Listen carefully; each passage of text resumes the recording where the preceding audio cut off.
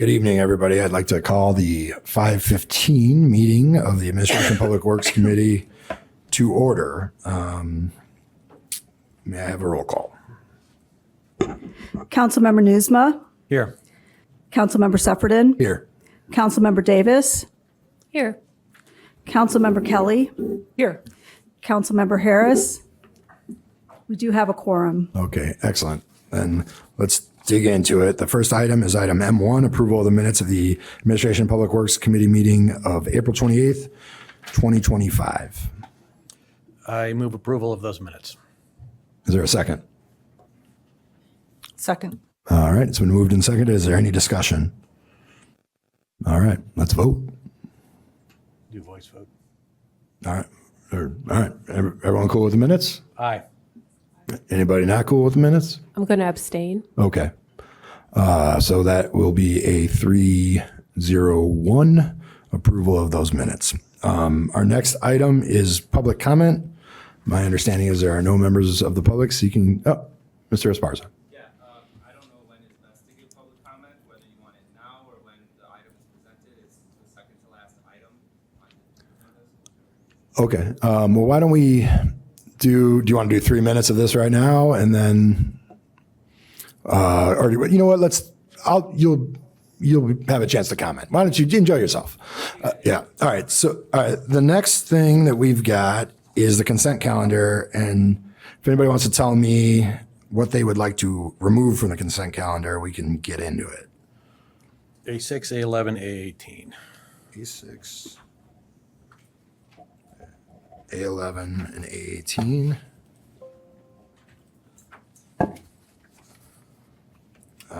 Is there anything else that people would like to remove from the consent? All right. Do I have a motion for the consent agenda with the exclusion of those 3 items? I will make the motion for the approval with the exception of those 3 items. Second. Okay, it's been moved by Councilmember Davis, seconded by Councilmember Newsma. Let's do it. Yeah, let's do a roll call on this one. Councilmember Newsma. Aye. Councilmember Suffredin. Aye. Councilmember Davis. Aye. Councilmember Kelly. Aye. All right. Excellent. 4-0. The consent agenda passes. That brings us to items that were removed. Item A6, the Pennsylvania, New Jersey, Maryland Demand Response Emergency Capacity Program Update. Mr. Chair, I will move the acceptance and placing on file of this recommendation. Is there a second?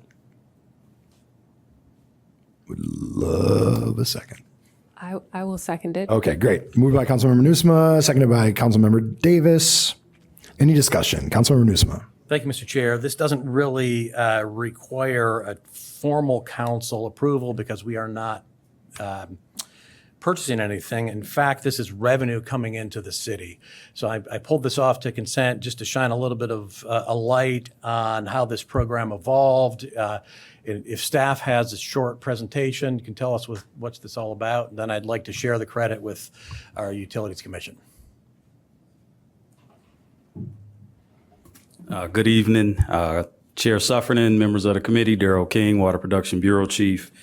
And so this PJM program, Demand Response Program, it in essence allows the city to utilize our backup generators, our engines, in events to prevent, blackouts of the electrical grid, brownouts and things of that nature. And we're able to generate revenue by, in essence, being available in order to participate in a curtailment event if one is needed. They typically don't happen often, or if one doesn't occur, then we're just required to do a 2-hour, generator test each year, which we test our generators and engines, pretty regularly, so it won't impact our operations.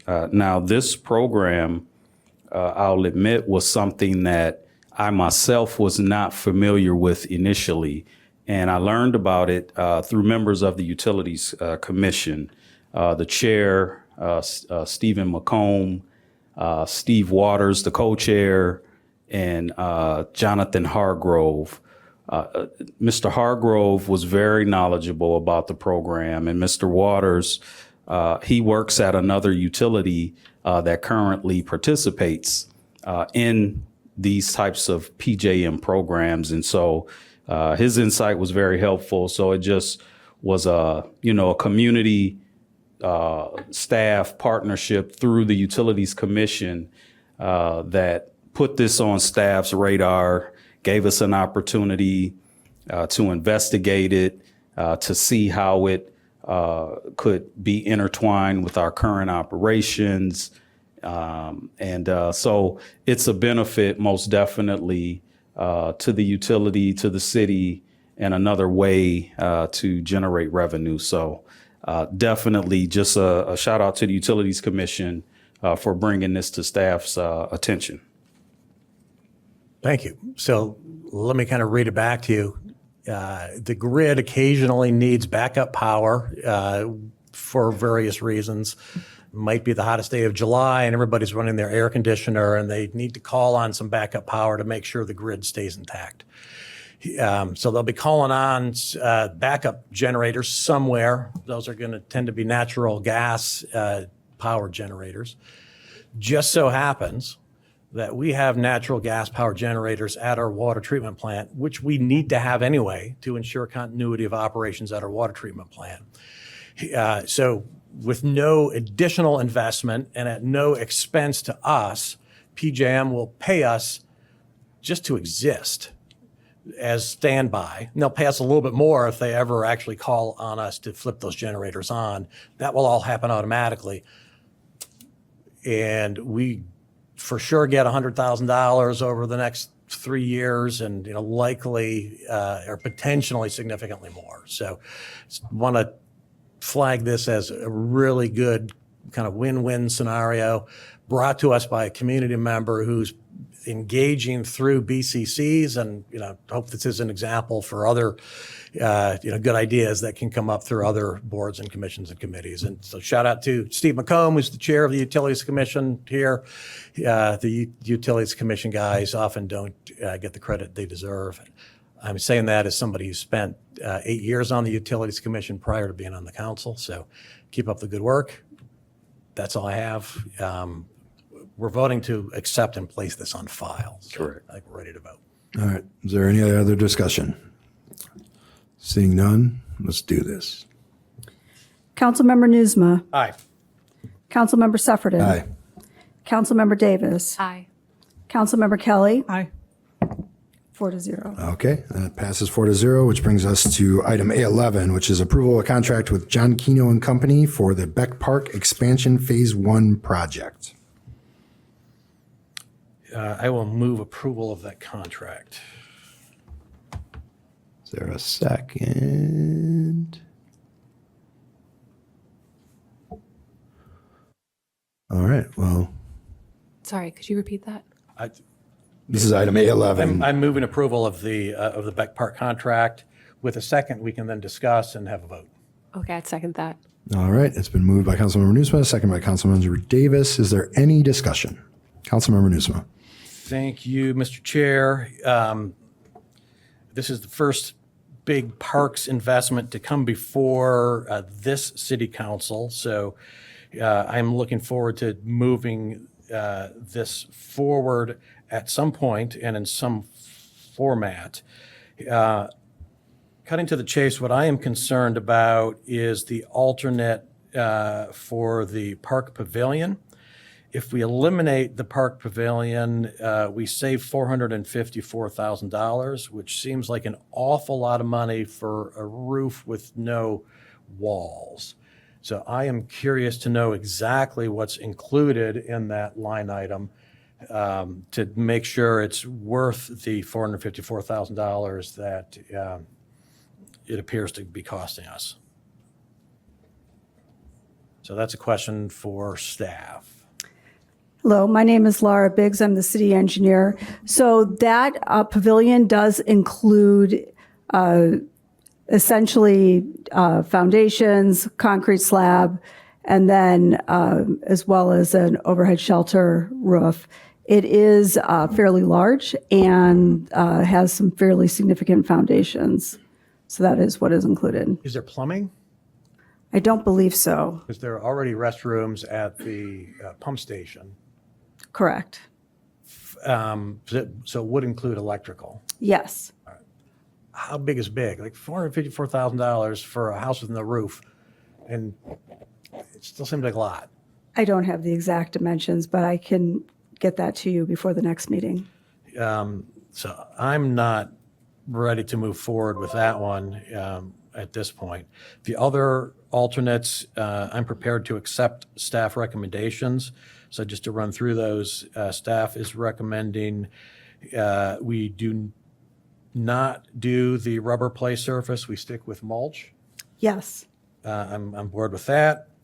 Staff is recommending for alternate 3 that we eliminate the interpretive signage, leave that to a future phase. Yes. I'm cool with that. Staff is recommending, with regards to alternate 4, that we do not eliminate the entrance element along Church Street, that we keep that. So I'm on board with that one too. Yes, that is correct. So I'm on board with staff's recommendations for 3 out of the 4. Love to hear what my colleagues have to say. Councilmember Davis. Yeah, so I would like to see, some type of mocks, some type of sketches of what we're picturing this will look like, maybe schematics so we know the actual square footage of the pavilion. And I think it would also give an idea as to kind of what we're getting for the amount of money that we're spending. I think the description is nice, but we could do a little bit better on that. And I think that I might need that in order to feel comfortable proceeding forward. I also think that I would like us to explore the option of,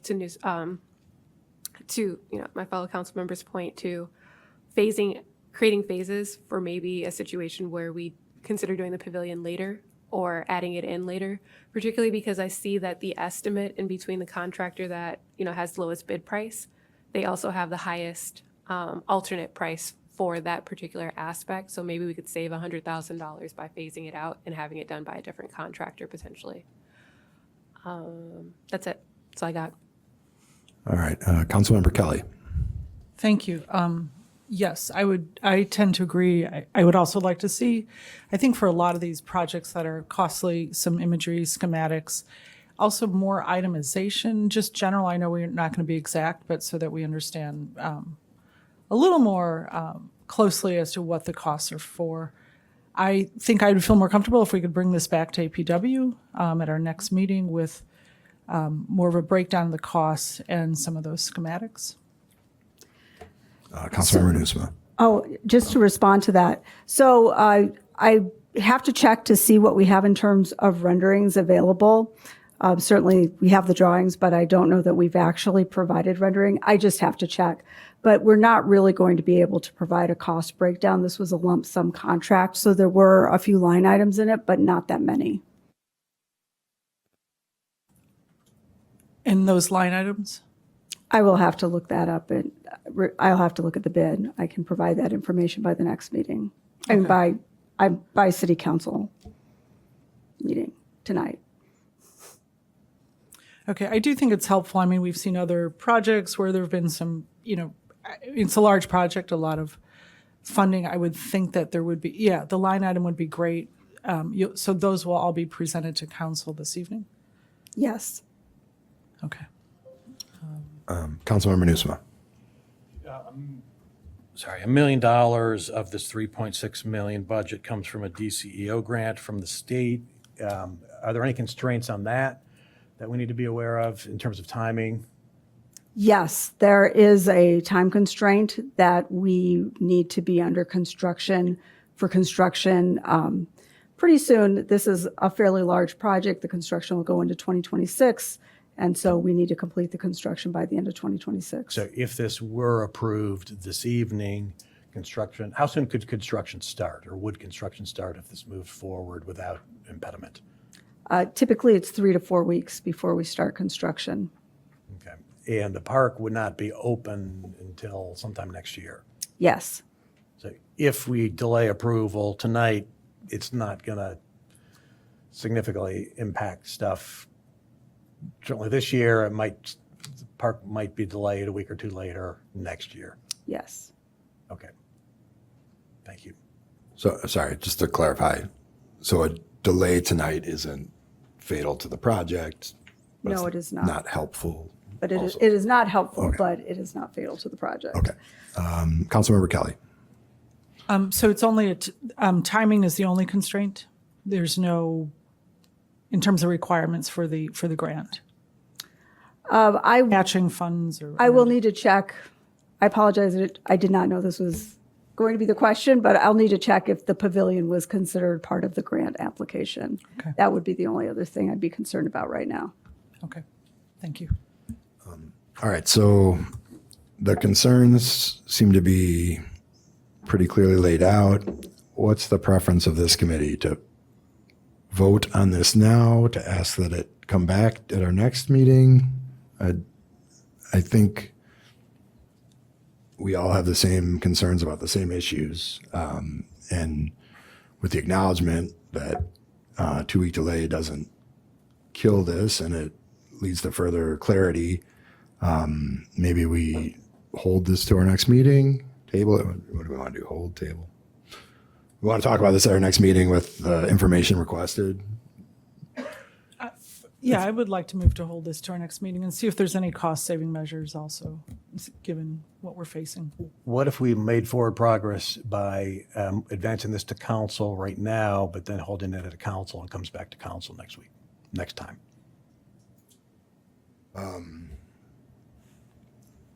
Well, I guess that's up to the Councilmember Davis. I have opinions. In that situation, do I flip it up or do I just talk? Well, I saw it. Yeah. Welcome aboard. Here's what you do. You flip it up. This goes on. The mayor will turn it off. Okay. I leave it on as a reminder. So you fire away. I think it's weird to plan to try to hold it at council. If we're going to hold it, we should just hold it now then. Yeah. I tend to agree with you, although I understand Councilmember Newsom's point. And just for clarification,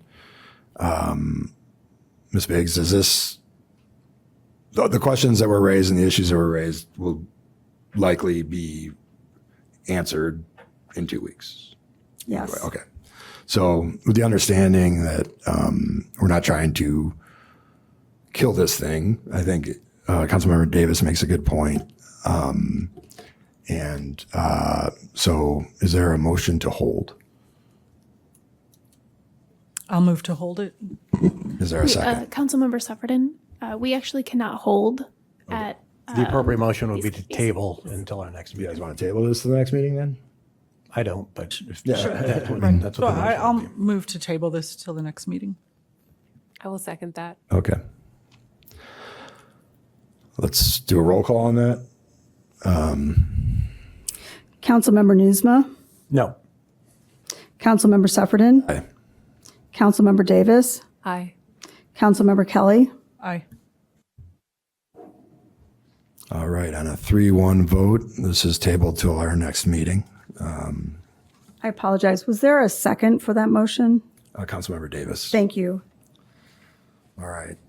So that brings us to the final item that was removed from the consent agenda, item A18, ordinance 23025, amending Title 1, Chapter 17, contracts with the city of the city code. Is there a motion? I'll move item 18, contracts, responsible bidder ordinance. I will second. All right, it's been moved by Councilmember Kelly, seconded by Councilmember Newsma. Mr. Esparza, do you, or Ms. Robertson Young? I don't know who wants to set the table for this. Okay.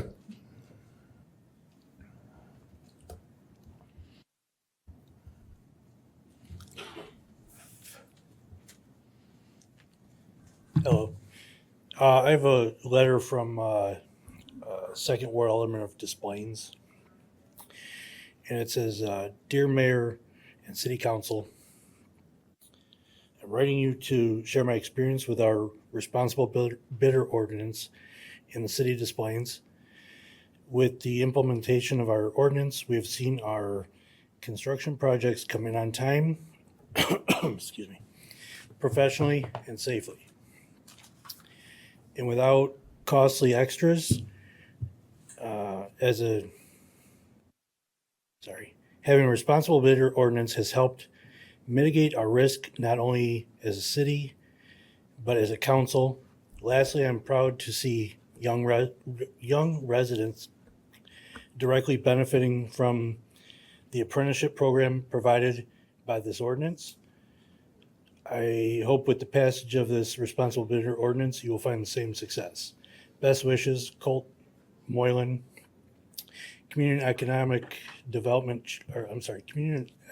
Chairman, Second Ward Alderman, City of Des Plaines. Right.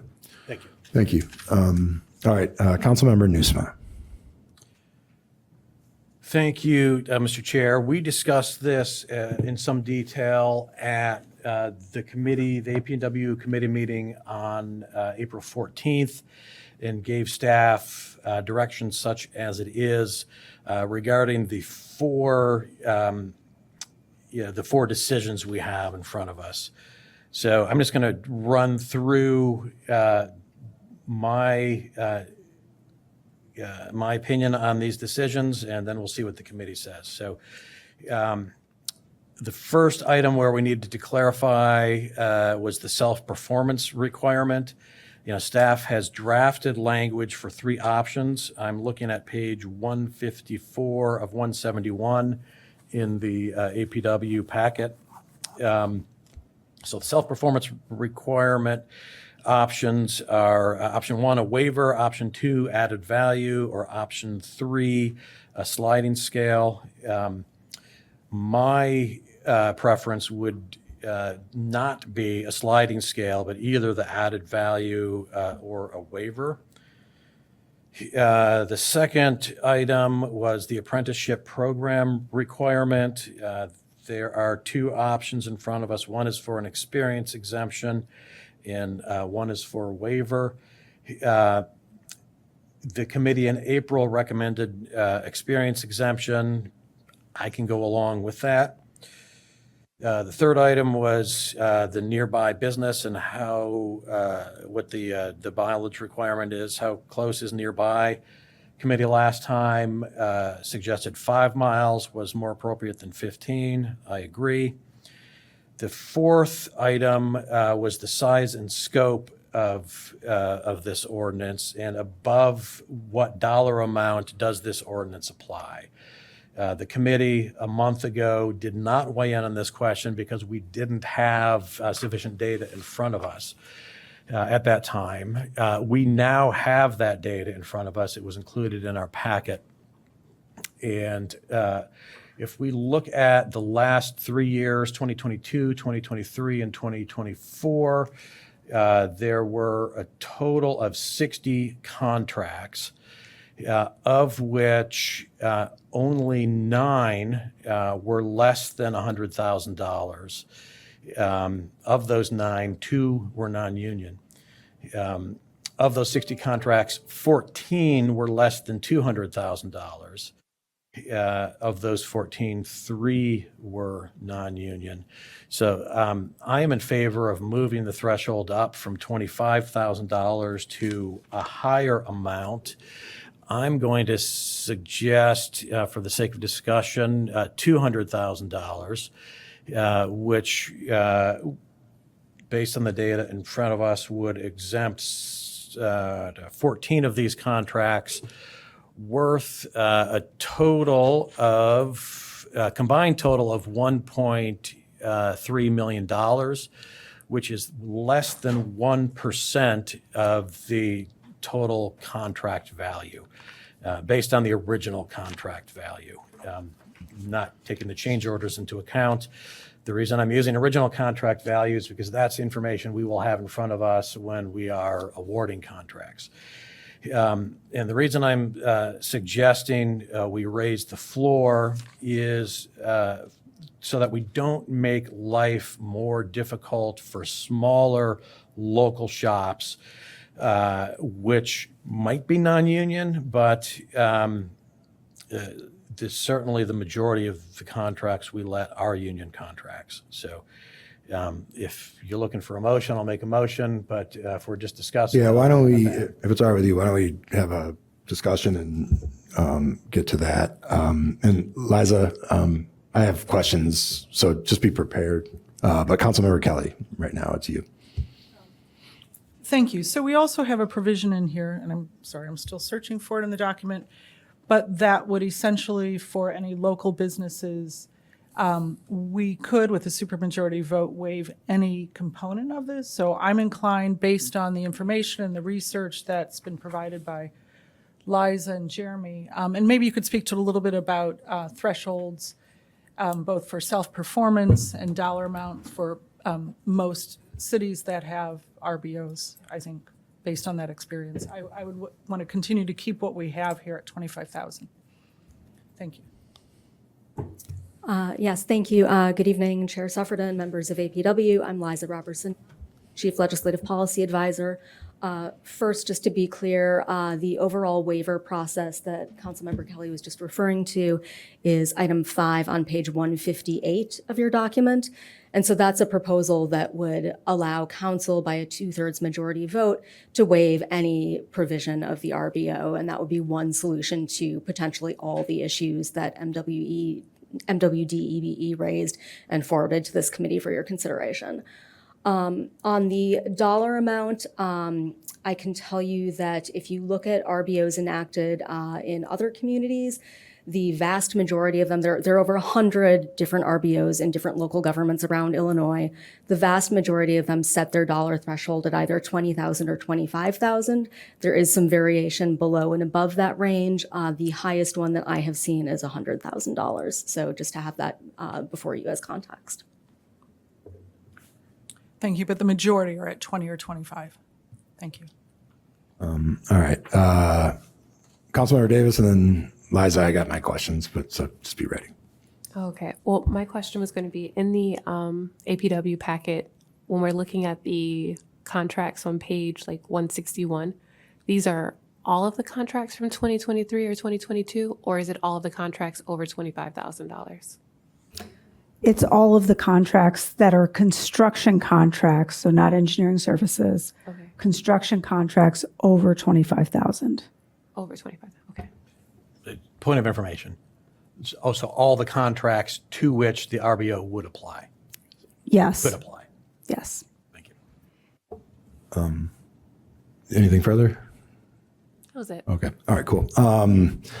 So just so I understand, I obviously none of us want to put local businesses at a disadvantage. Have we, in this time that's been being discussed, have we identified how many potential impacted local businesses exist? I am aware of one Evanston business that does facilities work for the city that would be impacted. Okay. Positively or negatively? Negatively. Okay, so verified, we have one. Yes. Okay. Potentially more, but definitely Yeah, one. based on historical bid awards, one of them, one Evanston business would be impacted. Okay. Got it. Councilmember Kelly. Just to comment on that, but there's also potentially businesses that would be positively impacted.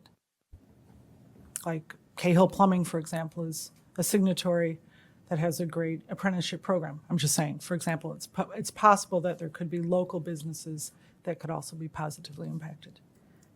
Absolutely. Historically, Cahill has not bid on any public works contract that I recall. But yes. Okay. And I should say, Cahill does contract with the city of Evanston, but generally for work that is under $25,000 where they were solicited specifically by the city for a proposal. Thank you. I just mean in the event that we were to approve and this ordinance, which I hope we will this evening, I think that would open the doors wider to potentially local firms with apprenticeship programs. They'd be more encouraged, I think. I think there's that potential.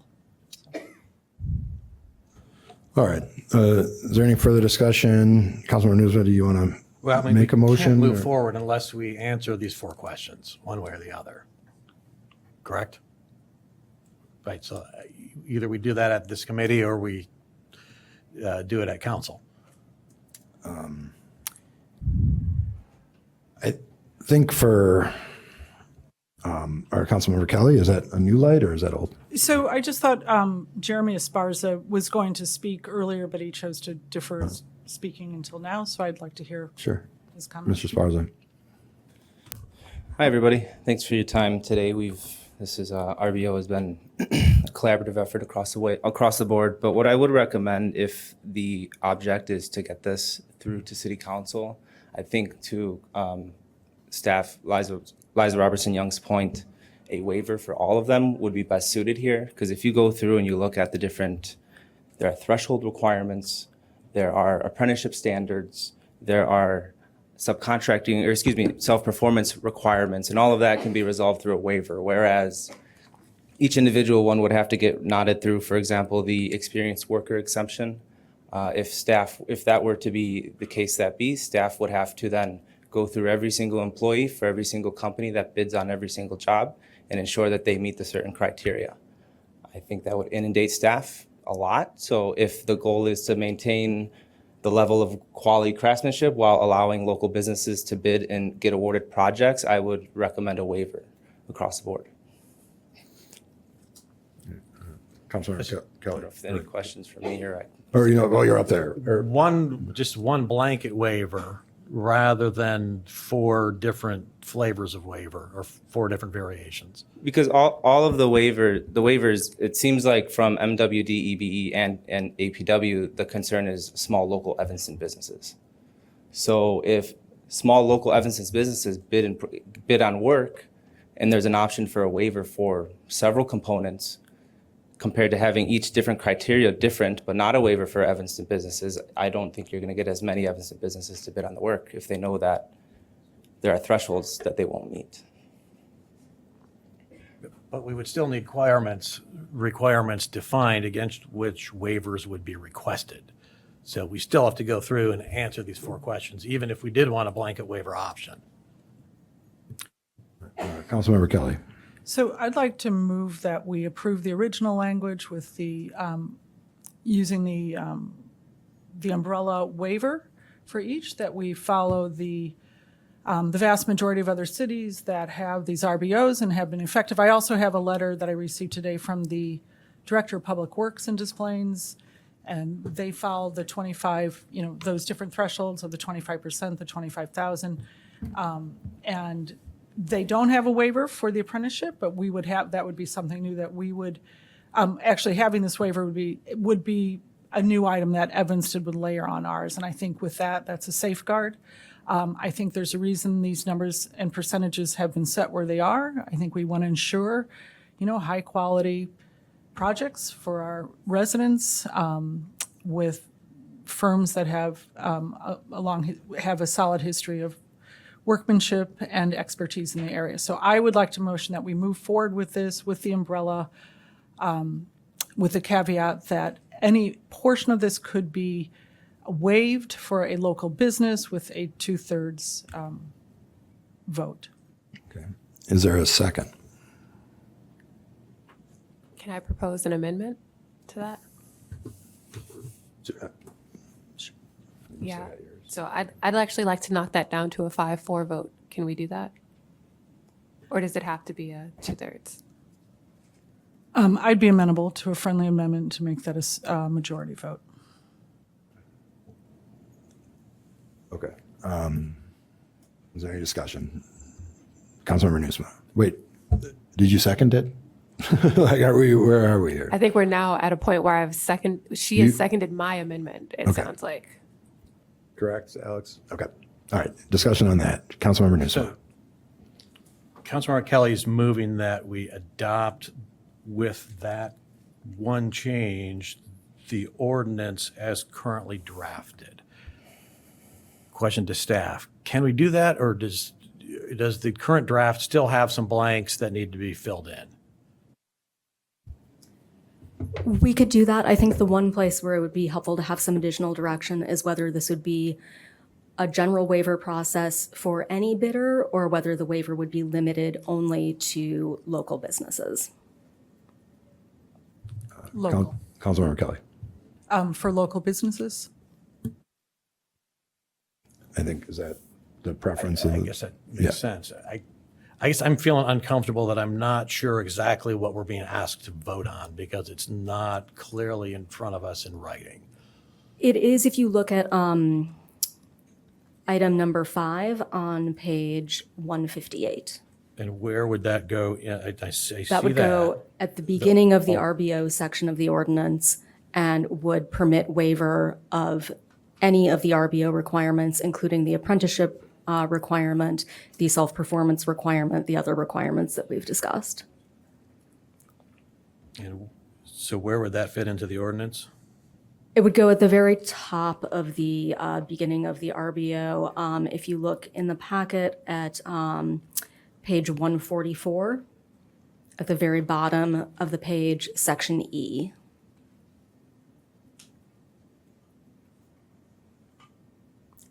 So it would precede the list of the requirements that waiver is permissible for. So it would replace section E or be inserted as a new It would, section the E? red type in item 5 would be added to section E. Got it. Okay, thank you for that clarification. And so then I think the two changes from the language in section 5 before you would be limiting this only to local businesses and changing the vote majority from 2/3 to a 5-4 majority, a regular majority. And then the other 4 options that you needed to, we were being asked to weigh in on, those would be moot. Yes, that's correct. Okay. All right. I'd still like to raise the floor, but I see where you're going, and it does seem to kind of keep it cleaner. I think from a drafting perspective and an implementation perspective, this would be the cleanest way to proceed. Okay. All right. Councilmember Kelly. I'm sorry. I have another amendment, but after we finish with this one. All right, wait. So we were in a good spot here, and we had, and I'll just restate what we're. Okay, Councilmember Kelly. Sorry, I think because we were moving to approve this, but so there is one more amendment. Because I think what we motioned was, Okay, let's just. okay. Here we go. Right, and Alex, keep me track. So we have the waiver process for local businesses, and we have a change to a 5-4 vote. Right, those are the two that we have now, and you want to add another one. Well, I shared with everyone elimination of the language around the project labor agreement, the PLA. So I'd like that eliminated because of the Janus rulings. Right. We don't want to have that in our, so Okay. And Liza, that's. So, Yeah, so after this ordinance was drafted, there have been some litigation developments in the Third Circuit related to a project labor agreement provision adopted by the City of Philadelphia. There's one court who has ruled that this potentially implicates First Amendment issues similar to the Janus decision. And so out of an abundance of caution, we would like to remove that provision just to ensure that we aren't inviting any unnecessary litigation risk. excellent. All right. So those are our 3 changes. It's been moved and seconded. We're ready to vote? Yeah, let's do it. Councilmember Newsma. Aye. Councilmember Suffredin. Councilmember Davis. Aye. Councilmember Kelly. aye. All right. I can count those up. That's 4-0. And so that brings us to the end of this meeting. That was the amendment. Oh, damn it. All right. So, guys, we're going to get this 6 o'clock council meeting started right on time. All right. So that's the amendment. It's been amended. Now let's vote on the ordinance. Councilmember Nusma, Aye. Councilmember Suffredin, Aye. Councilmember Davis, Aye. Councilmember Kelly. Aye. 4 to All right, 0. right on. That's 4-0. And we don't have any more business. So the meeting of Administration Public Works is adjourned. Let's start the council meeting in 2 minutes.